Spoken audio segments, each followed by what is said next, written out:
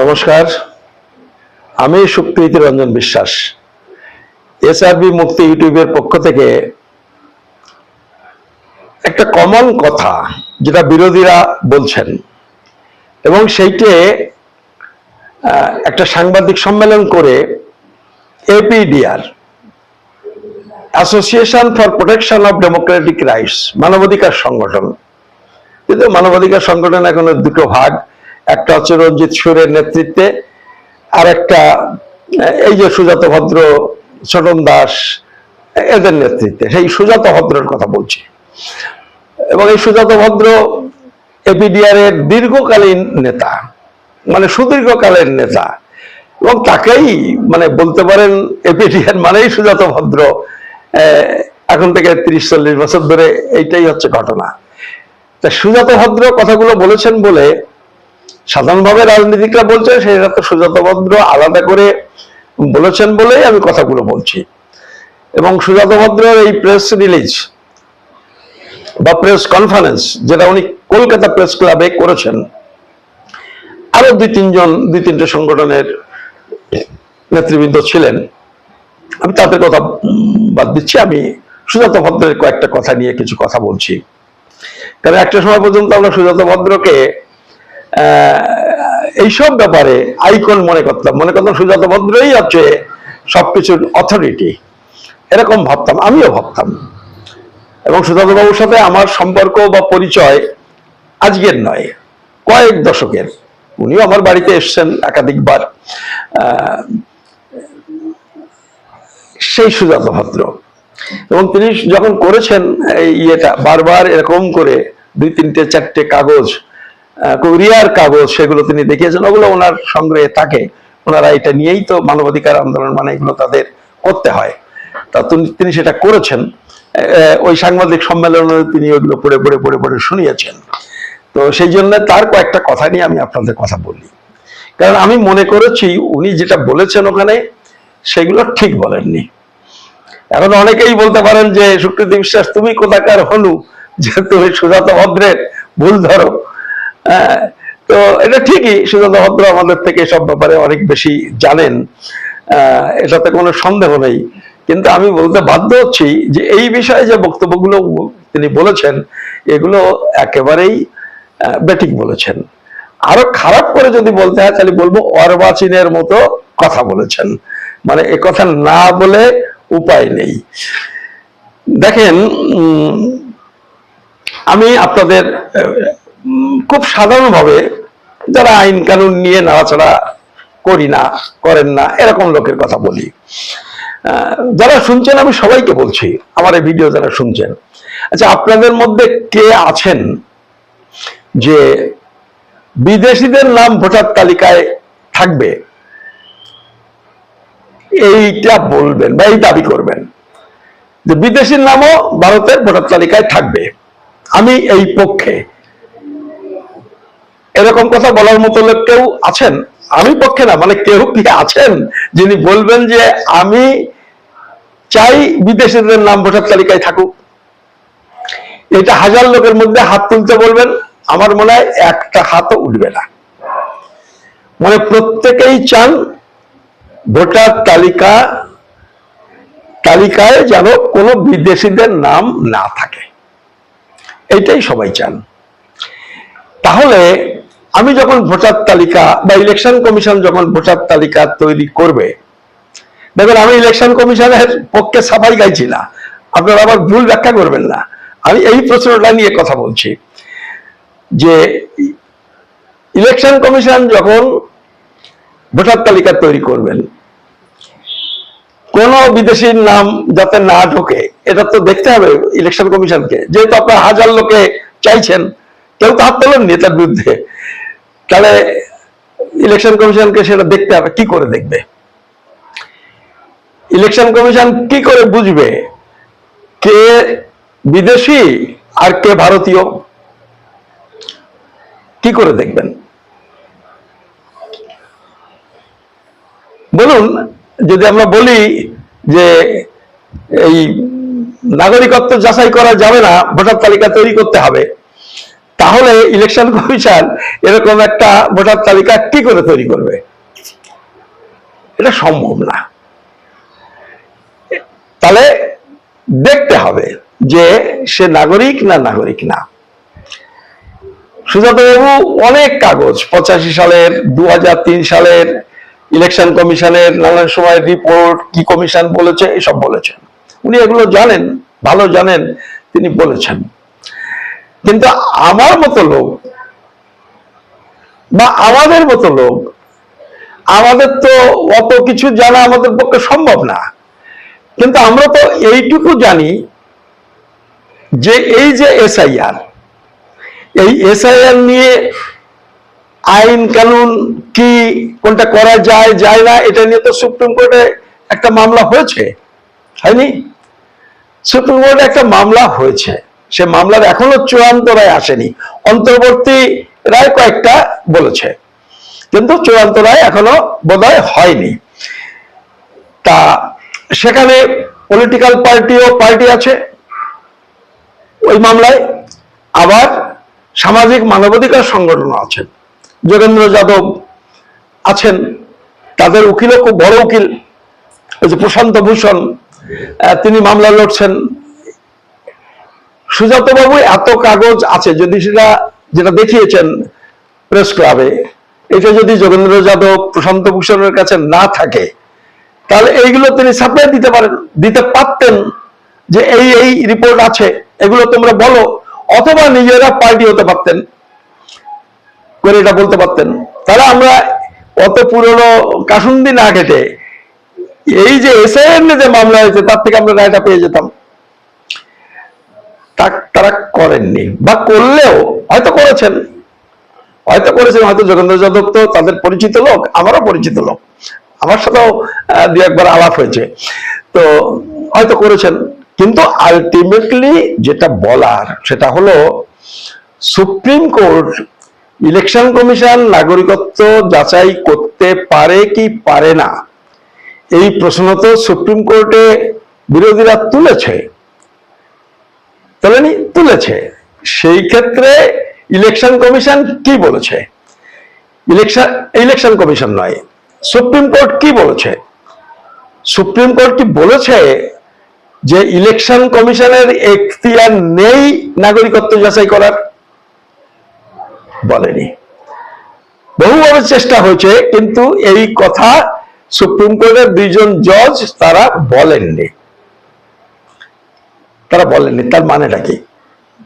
তার মানে election commission কারোর নাগরিকত্ব যাচাই করতে পারে না ভোটার তালিকায় নাম তোলার আগে, এই কথা যারা বলছেন তারা ঠিক বলছেন না। অন্তত সুপ্রিম কোর্টও এই কথাকে মান্যতা দেয়নি, তারা বলেছে ওরা দেখতে পারে। কিসের ভিত্তিতে বলছেন?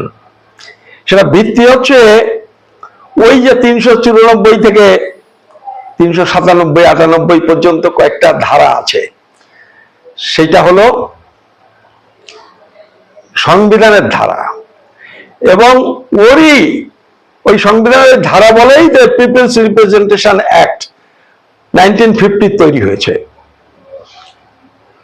ওই যেটার মাধ্যমে যাতে বলে দিয়েছে ইলেকশন কমিশন দায়িত্ব কি করে কাজ পরিচালনা হবে ইত্যাদি ইত্যাদি ডিটেলস বলেছে ওই পিপলস রিপ্রেজেন্টেশন অ্যাক্টে, এবং সেটা এই ধারাগুলো, সংবিধানের এই ধারাগুলো বলে ওই আইন তৈরি হয়েছে। তার মধ্যে 326 ধারাতে বলেছে যে কে ভোটার হতে পারবে, কে পারবে না। বলেছে যিনি ভারতের নাগরিক এবং যার, ওই নাগরিকদের মধ্যে যার 18 বছর বয়স হয়েছে। তার মধ্যে কিছু ব্যতিক্রম আছে, যদি কারোর বিরুদ্ধে কোনো কেস করে কেউ বলে নাগরিক হতে পারবে না, কেউ যদি পাগল হয়, মাথা খারাপ হয়, সে হতে পারবে না, ওগুলো বাদ দিন। তাহলে 18 বছর বয়স এবং নাগরিক যে, তার নাম ভোটার তালিকায় উঠবে।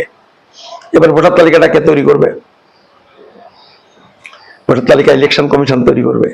মানে ইলেকশন কমিশন বিজেপির দালাল, এই যে অভিযোগ হচ্ছে, এই অভিযোগের সাথে তো আমি একমত যে ইলেকশন কমিশন নিরপেক্ষভাবে কাজ করছেন না।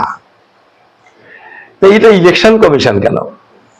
এটা তো সরকারেরও নিরপেক্ষভাবে কাজ করার কথা।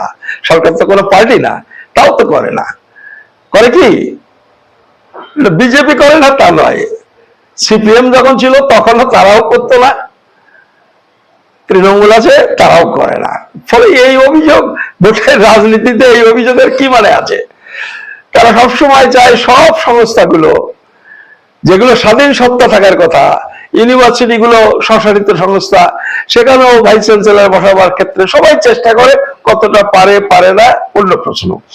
আর ইলেকশন কমিশনের ক্ষেত্রে তো নিয়ম কানুনই, election commission, chief election commission কি করে, কে হবেন, কারা তৈরি করবে, সেটা নিয়ে তো একটা আইন পরিবর্তন করে বিজেপি তার সুবিধা মতো করে নিয়েছে। আন্দোলনটা তো সেই সময় করার কথা ছিল। এখন অমিত শাহ যদি সুযোগ পেয়ে যায় আইনত, তো সে তার লোক বসাবেই, বসিয়েছে, করছেও তাই। কিন্তু নীতিগত ভাবে, আইনগত ভাবে, সংবিধানগত ভাবে এই কথা বোধহয় বলা যায় না যে তারা এটা দেখবে না। এবং সাধারণভাবে আমরা বুঝতে পারছি বিদেশিদের নাম ভোটার তালিকায় থাকা উচিত না। তারপরে যে কারচুপি চুরি চামারি সে তো করবেই, যে ক্ষমতা আছে সে তার করে ঝোল টানবে, সবাই টানে, এরাও টানবে, যতটা আটকানো যায় সে চেষ্টা তো করতে হবে। বিরোধীরা করছে এখন, আবার এই বিরোধীরা ক্ষমতায় গেলে তখন যে বিজেপি যদি বিরোধী পক্ষে থাকে তারাও তাই করবে, এটা অন্য একটা জায়গা। তাহলে এই যে প্রশ্নটা তারা করতে পারে কি পারে না, এখন এই জায়গাতে কিছু প্রশ্ন আছে। মানে আমি সবাইকে বোঝার জন্য এই কথাগুলো বলছি। দেখেন, আমি যা বলছি এটা স্বতঃসিদ্ধ, এটা সিদ্ধান্ত কেউ মনে করবেন না।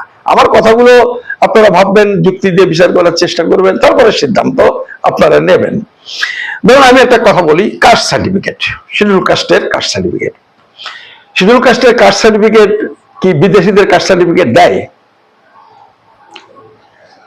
দেওয়া উচিত না। কারা পাবেন? ভারতের নাগরিক যারা শিডিউল কাস্ট, তারাই তো কাস্ট সার্টিফিকেট পাবেন। তাহলে ভারতের নাগরিক যারা শিডিউল কাস্ট, তাদের কি করে কাস্ট সার্টিফিকেট দেওয়া হবে? কাস্ট সার্টিফিকেটটা কারা দেয়? অনেকগুলো ডিপার্টমেন্ট আছে তো, স্বরাষ্ট্র দপ্তর যেমন একটা দপ্তর গভর্নমেন্টের, ইলেকশন কমিশন তো আরো অনেকটা আলাদা। এটা সরকারের আরেকটা ডিপার্টমেন্ট হচ্ছে ব্যাকওয়ার্ড ওয়েলফেয়ার ডিপার্টমেন্ট। এই ব্যাকওয়ার্ড আলাদা মন্ত্রক, আলাদা মন্ত্রী। তাহলে ব্যাকওয়ার্ড ওয়েলফেয়ার ডিপার্টমেন্ট এই সার্টিফিকেট, কাস্ট সার্টিফিকেট দেওয়া না দেওয়ার ব্যাপারটা দেখে, শিডিউল কাস্টের হোক, ওবিসির হোক, সব ক্ষেত্রে। তাহলে এই যে কথা হলো যে নাগরিকরা পাবে, বেনাগরিকরা পাবে না, তাহলে ব্যাকওয়ার্ড ডিপার্টমেন্ট কি করবে? ব্যাকওয়ার্ড ডিপার্টমেন্টও কিন্তু নাগরিকত্ব যাচাই করে, তার একটা মাপকাঠি আছে, ক্রাইটেরিয়া আছে। মানে কেউ ফুট, এক এক ফুট ফুট দিয়ে মাপছে, কেউ গজ দিয়ে মাপছে, কেউ মিটার দিয়ে মাপছে, বুঝতে পেরেছেন? কিন্তু সবারই একটা মাপকাঠি আছে, না হলে মাপবে কি করে? সেই মাপকাঠি কারোটা একটু বড়, কারোটা একটু লম্বা বেশি, আর একটু লম্বা, এরকম ব্যাপারটা আর কি। তো ব্যাকওয়ার্ড ক্লাস ডিপার্টমেন্ট বলেছে যে কাস্ট সার্টিফিকেট দেওয়ার আগে তার নাগরিকত্ব দেখবেন, যে যে আবেদন করেছে তার ভোটার তালিকায় নাম আছে কিনা। যদি তার নাম ভোটার তালিকায় থাকে তাহলে আপনি ধরে নেবেন যে সে নাগরিক। এই মাপকাঠি। তার নিজের নাম না থাকলে মা বাবার নাম থাকলেও হবে। ব্যাকওয়ার্ড ডিপার্টমেন্টের নাগরিকত্বের মাপকাঠি। এমনকি মা বাবা না থেকে রক্ত সম্পর্ক যুক্ত কারোর যদি ভোটার তালিকায় নাম থাকে তাহলে ধরে নেবে তিনি নাগরিক। তাহলে এইগুলো হচ্ছে ব্যাকওয়ার্ড ডিপার্টমেন্টের নাগরিকত্ব যাচাইয়ের মাপকাঠি। সেই অনুযায়ী সব হচ্ছে। কেউ তো আপত্তি করেননি যে নাগরিকত্ব যাচাই করছেন কেন। নাগরিকত্ব তারা যাচাই করে। ইলেকশন কমিশনের এসআইআর করার ক্ষেত্রে ওই এসআইআর না আইআর ওসব বিতর্কে আমি যাচ্ছি না। ওর নাম আমার সুকৃতি না দুষ্কৃতি, ওর নাম নিয়ে আমার এত মাথা ব্যথা নেই। তো এসআইআর তৈরির ক্ষেত্রে একটা মাপকাঠি ঠিক করেছে। কারা করবে? ইলেকশন কমিশন করবে। কারণ ইলেকশন কমিশনের দায়িত্ব এটা স্বরাষ্ট্র দপ্তরের দায়িত্ব তো ভোটার তালিকা তৈরি করে না। তাহলে ইলেকশন কমিশন একটা ক্রাইটেরিয়া ঠিক করেছে। কি ক্রাইটেরিয়া ঠিক করেছে? ক্রাইটেরিয়া যেটা ঠিক করেছে সেটাও কিন্তু ওই যে স্বরাষ্ট্র দপ্তরের যে আইন তৈরি করা, যে আইন, নাগরিকত্ব আইন, তার সাথে সামঞ্জস্য রেখেই করেছে। ব্যাকওয়ার্ড ডিপার্টমেন্টও তাই করেছে, অতটা কড়াকড়ি করেনি, কিন্তু তার সাথে সামঞ্জস্য আছে, তাই না? যে যে প্রমাণগুলো বললাম তাও কিন্তু ওর সাথে সামঞ্জস্যপূর্ণ স্বরাষ্ট্র দপ্তরের সাথে। ইলেকশন কমিশন ও স্বরাষ্ট্র দপ্তরের সাথে, স্বরাষ্ট্র দপ্তরের নির্দেশের সাথে, নিয়ম নীতির সাথে সামঞ্জস্য রেখেই কিছু ক্রাইটেরিয়া ঠিক করেছে। কি করেছে? 87 সালের 1 জুলাইয়ের আগে ওইটা কিন্তু ওই ইলেকশন কমিশনের ক্রাইটেরিয়া না, ওই ক্রাইটেরিয়া ইলেকশন কমিশন ঠিক করেনি, ওটা কিন্তু স্বরাষ্ট্র দপ্তরের ক্রাইটেরিয়া, এরা মেনে নিয়েছে। ফলে আমরা যদি বলি ইলেকশন কমিশনের এই অধিকার নেই, এই অধিকার তো সে প্রয়োগ করেনি, বা এইটা তো করেনি, এটা স্বরাষ্ট্র দপ্তরই করেছে, সেইটাকে এরা মান্যতা দিয়েছে। 3রা ডিসেম্বর 2004 সেটাও স্বরাষ্ট্র দপ্তর করেছে, এরা সেটাকে মান্যতা দিয়েছে। আর এই যে 11টা ডকুমেন্ট যেটা, এটাও কিন্তু স্বরাষ্ট্র দপ্তরেরই সিদ্ধান্ত। কি আমি মিথ্যে কথা বলছি, ভুল কথা বলছি? সুজাত বাবু যদি পারেন ভুল কথা বলবেন। না, আমি ভুল বলছি না। আপনি দেখবেন স্বরাষ্ট্র দপ্তরের একটা সার্কুলার আছে, বা পাসপোর্ট দপ্তরেরও সার্কুলার আছে, যে বার্থ সার্টিফিকেট যে দিতে পারবে না, সেক্ষেত্রে কি হবে। সেক্ষেত্রে কিছু বিকল্প কাগজের কথা বলে দিয়েছে স্বরাষ্ট্র দপ্তর। কেন বিকল্প বলেছে? কারণ হলো দি registration of birth and death act কত সালে? 1969। 69 সালে জন্ম মৃত্যু নিবন্ধীকরণ আইন তৈরি হয়েছে, কিন্তু নানান বাস্তব অবস্থার কারণে ওইটাকে সঠিকভাবে লাগু করা যায়নি। মানে গ্রামে গঞ্জে ডাক্তার নেই, গ্রামে গঞ্জে হাসপাতাল নেই, হেলথ সেন্টার নেই, ফলে মানুষ সুযোগ নিতে পারেনি, গরিব মানুষ বাড়িতেই হয়েছে। ফলে ওই জন্ম মৃত্যু নিবন্ধীকরণ আইন, মানে দি registration of birth and death act যেটা, ওইটা কার্যকরী হয়নি। ফলে দীর্ঘক্ষণ ধরে 89-এ একবার এসে, 20 বছর পরে 1989-এ একবার এসে একটা সমীক্ষা করে গভর্নমেন্ট, করে দেখে তখনও 20 বছর পরে অধিকাংশ লোকের বার্থ সার্টিফিকেট নেই। ফলে ওই আইন যদি কার্যকরী করে তাহলে কি হয়? তাহলে ঠকবাজতে গা উজাড় হয়ে যায়, অধিকাংশ লোক বেনাগরিক ঘোষিত হয়ে যায়। ফলে গভর্নমেন্ট বাস্তব অবস্থার কারণে পিছিয়েছে। পেছোতে এর মধ্যে গেজেট নোটিফিকেশন করেও 17 সালে একটা আবার পেছনের কথা বলেছে। তাই এই যখন পেছোচ্ছে তখন কি হবে? তখন তো প্রয়োজন হচ্ছে, দেশের নাগরিককে নাগরিক না, নানান কাজে প্রয়োজন হচ্ছে। তখন যেহেতু ওই বার্থ সার্টিফিকেট নেই, বিকল্প কাগজ, যে এই 7-8টা বিকল্প কাগজ তারা ঘোষণা করেছে, সেইগুলোই হচ্ছে কিন্তু মূলগতভাবে এই 11টার ভিত্তি। 7-8টা হুবহু তাই আছে, আর 2-1টা বেশি করেছে। মানে ওইটাতে 7টা না 8টা বলেছে স্বরাষ্ট্র দপ্তর, ইলেকশন কমিশন আরো একটু সহজ করে 12টা করেছে। এখন এই করতে করতে পেছোতে গভর্নমেন্ট কত সালে ওইটাকে অ্যামেন্ড করলো? ওই আইনটাকে 69 সালে আইনটাকে অ্যামেন্ড করলো কবে? সংশোধন করলো কবে? 2023 সালে। করে কি আইন তৈরি করলো? দি registration of birth and death amendment act 2023 করে বলেছে 1 অক্টোবর 2023 সাল থেকে পরে যারা জন্মগ্রহণ করবে তাদের ক্ষেত্রে আর কোনো বিকল্প কাগজ গৃহীত হবে না। তাহলে বিকল্পগুলো হচ্ছে ওইগুলো যেগুলো এই 11টা। ফলে সুপ্রিম, মানে এই যে ইলেকশন কমিশনও ওই স্বরাষ্ট্র দপ্তরেরই বিকল্প কাগজগুলো ধার করেছে। এখন বিকল্প মানে তো বিকল্প, বিকল্প কি আসল হয়? হয় না। ধরুন আপনি দেয়ালে একটা পেরেক পুঁতবেন, বাড়িতে একটা দেয়ালে পেরেক পুঁতবেন, পেরেকটা যদি হাতুড়ি নিয়ে যদি দেয়ালে পেরেক পোতেন, সহজে পুঁততে পারবেন। কিন্তু হাতুড়ি বাড়িতে নেই, তখন একটা কাঠ নিলেন, একটা ইট নিলেন, নিয়ে মারছেন, তা কি হবে? 5টা মারতে গেলে 2টো পুঁততে পারবে না, 3টে পুঁতবে না, দেয়ালে চলটা উঠবে, পেরেক বেঁকিয়ে যাবে, ইট ভেঙে যাবে। বিকল্প মানে তো তাই হয়। ফলে এই যে বিকল্প 11টা, ওই সেগুলো ওই রকম সঠিক হয় না, হুবহু হয় না। এইটাই যে কারণে ওই সুপ্রিম কোর্টও বলেছে এর কোনোটাই প্র্যাকটিক্যালি জন্মের সার্টিফিকেট ছাড়া নিশ্চিতভাবে নাগরিকত্ব প্রমাণ হয় না। একটা ছেলে 7 পর্যন্ত বাংলাদেশে পড়েছে, এসে এখানে এসে ম্যাট্রিক পাস করেছে, তো সে তো ম্যাট্রিক পাসের সার্টিফিকেট দেখালো, নাগরিক হলো? তার জন্ম তো ওখানে। তার মানে নাগরিকত্ব আইন অনুযায়ী ওকে আবেদন করে নাগরিকত্ব নিতে হবে, নাহলে নাগরিক হয় না। তবে এইসব বিকল্প মানে এইসব ত্রুটি বিচ্যুতি আছে। তাহলে বিকল্পের প্রয়োজনে গভর্নমেন্ট পেছয়ে এবং অনেক পিছিয়ে 69 সাল থেকে 23 সাল এসে এটা অ্যামেন্ডমেন্ট অ্যাক্ট তৈরি করেছে। আমরা বলছি যে এই যে এসআইআর করতে গিয়েও কিন্তু এই নাগরিকত্বের সমস্যাটাই হচ্ছে, এবং যে যে কাগজ চেয়েছে এগুলো ইলেকশন কমিশন চাইতে পারে। আসলে সমস্যা হচ্ছে নাগরিকত্ব আইন।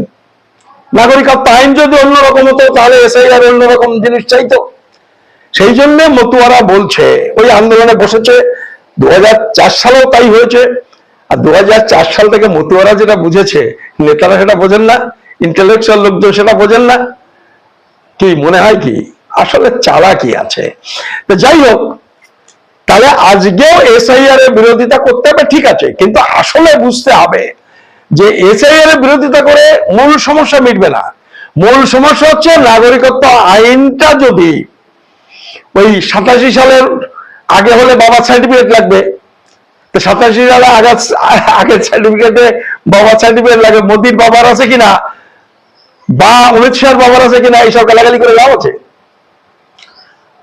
প্রথম হচ্ছে অমিত শাহ মোদী ওদের তো 87 আগে জন্ম, ফলে এটা আসে না। তো এই যে বাবার সার্টিফিকেট লাগবে, এই আইনটা কে তৈরি করেছে? শুধু বিজেপি? শুধু কংগ্রেস? তারা তো বিল এনেছে, বিরোধীরাও তো ছিল পার্লামেন্টে, সব দলের এমপি ছিল, সবাই মিলে করেছে। তা গালাগালি করে কি লাভ যে তোমার বাবার আছে কিনা? বাবার আছে, আইনে বাবার কথা মার কথা বলেছে বলেই আসছে। ফলে আইনটা যদি পরিবর্তন করে যারাই ভারতবর্ষে স্থায়ীভাবে বসবাস করে তারা সবাই ভারতবর্ষের নাগরিক, এইটা যদি তুমি করে দাও, তাহলে এসআইআর কি চাইবে? তাহলে আর এসআইআর এই সবগুলো ঝামেলাগুলো হয় না, এসআইআর এর বিরোধিতা করার প্রশ্ন আসে না। সেই জন্য বলছি মতুয়াদের পথ অনুসরণ করুন।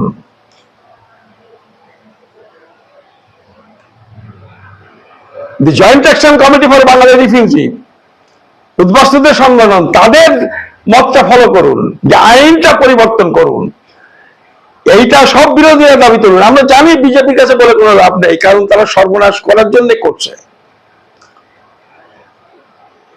এই যে কথা শুরু করেছিলাম সুজাত বাবুকে দিয়ে, সুজাত বাবু এই প্রশ্নে বলছে যে এরা রক্ত সম্পর্ক আনছে, ওই যে বাবারটা মারটা তার সাথে নাগরিকত্ব সম্পর্ক জুড়ে দিয়েছে, এবং এইটা থেকে তারা যুক্ত করে হিটলারকে নিয়ে আসছে। দেখবেন তার ওই বক্তৃতায় তিনি বলেছেন ওই প্রেস ক্লাবে, এসব কথার কি মানে আছে? এটা সুজাত বাবুর মতো লোকের মুখে এই সমস্ত কথা মানায় না। এটার যদি বিরোধিতা করতে হয় তাহলে তো ওই নাগরিকত্ব আইনের বিরোধিতা করতে হতো। যখন রক্ত সম্পর্কের কথা আনছে তো তখন করেছেন আপনি? আমি সুজাত বাবুকে বলছি, করেছেন? আপনি তখন এপিডিআর এর সম্পাদক। আমি কতবার গেছি আপনার কাছে, কতবার গেছি, 2004, 5, 6 সালে আপনি মনে করুন। আমি নিউ সেক্রেটারিয়েট বিল্ডিং এর নিচ থেকে নাগরিকত্বের বই কিনে আপনার হাতে ধরিয়ে দিয়ে এসছি, আপনাকে বারবার অনুরোধ করেছি। করেছেন আপনারা? করেননি। আজকে বলছেন রক্ত সম্পর্ক যুক্ত। সে 2003-4 সালে এই রক্ত সম্পর্ক, মা বাবার সম্পর্ক জুড়ে নাগরিকত্ব আইন হয়েছে, করেননি তো। আজকে এসে এই সমস্ত কথাবার্তা বলে বাজার মাত করার তো কোনো মানে নেই। ভুলটা স্বীকার করুন, স্বীকার করে নতুন ভাবে নাগরিকত্ব আইন সংশোধনের দাবি তুলুন।